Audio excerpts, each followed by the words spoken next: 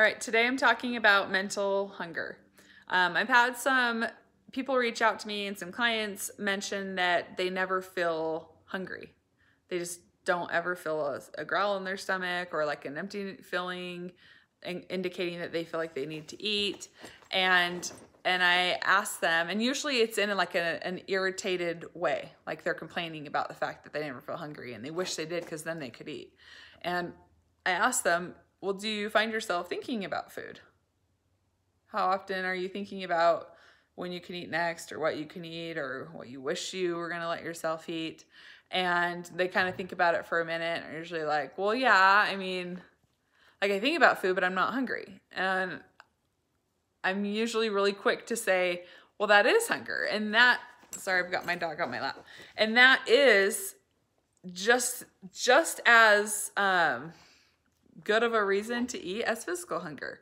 You have full permission to eat, whether you're physically hungry, mentally hungry, or both. The reason for that is that mental hunger, well, there's a reason oftentimes that you're lacking physical hunger. And the reason for that is oftentimes when we've restricted for a really long time, our body kind of starts shutting down certain processes that go on. And one of those is sending signals to your brain from your stomach that you're hungry, right? Which is that stomach growl that you'll get.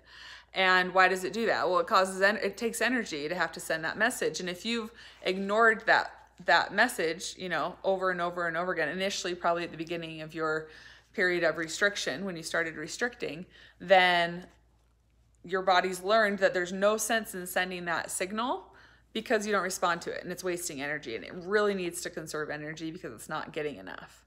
And so the mental hunger is much easier just to kind of like have these looping thoughts in your head. It doesn't take a lot of energy just to think about food all day long. And so that's why that mental hunger is there. That's why our bodies are so brilliant, because, oh my gosh, like if you just allow your mind to carry you through your recovery, if you're able to just listen to that mental hunger, truly listen to that mental hunger, then it can fully rehabilitate you. It can get you out of energy debt, and it can get you to full recovery. But the problem is people judge that. They don't like that. If I'm not physically feeling hungry, then where is all this food going? How could I possibly rationalize or give myself permission to eat this much food? And when I talk about mental hunger, I always just get this like overwhelming sense of like amazement for our bodies, because I just can't believe that if you listen to that mental hunger, it's truly that simple, that it will get it'll get your body to a place where it wants to thrive. The problem is we usually micromanage and intervene with that. Usually we will try to step in before the mental hunger is over, because our physical manifestation, or the way we are starting to gain weight, or the way that we are perceiving ourselves, is no longer okay. And so, well, I'll listen to it as long as I know that I have weight to gain. But as soon as I don't have weight to gain anymore, that mental hunger is out the window. I'm not going to listen to it anymore. I don't care if it's still there. It's not okay. And that gets people into trouble. That gets people stuck. That's what keeps people in quasi recovery or going back into a relapse for that reason. And I really feel like that is the game changer in people who go all the way to full recovery and people who stay stuck.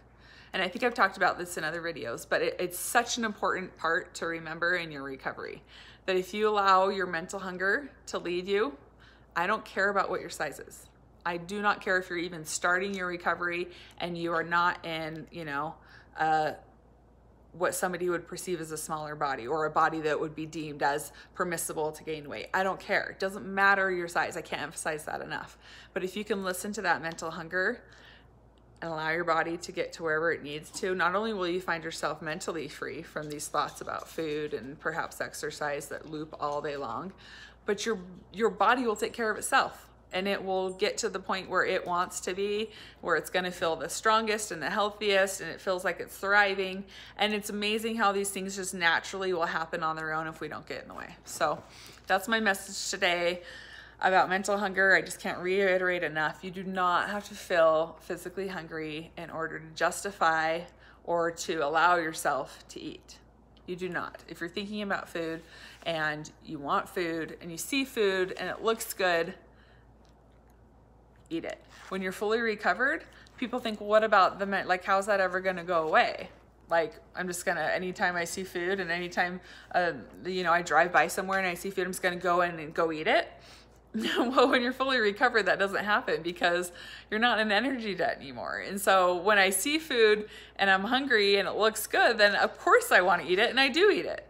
But when I see food and I've just eaten, or I'm not really that hungry, or I just ate or something, then I don't have that mental hunger, even if I see it or I drive by it. And so people just have this fear that it's never going to end. It's never ever going to end, and how can I give in to that? But I promise you, it does end. It may not be on your timetable. It may not be as fast as you want it to. Oftentimes, and almost always, it's not as fast as you want it to. But if you can hang on during those times where you feel so scared to listen to it and just indulge in it and allow it to be, things are going to work out. So that's my hope to you. That's my advice, that you just allow yourself to listen to it and go for it. And it will get you to full recovery. So that's it.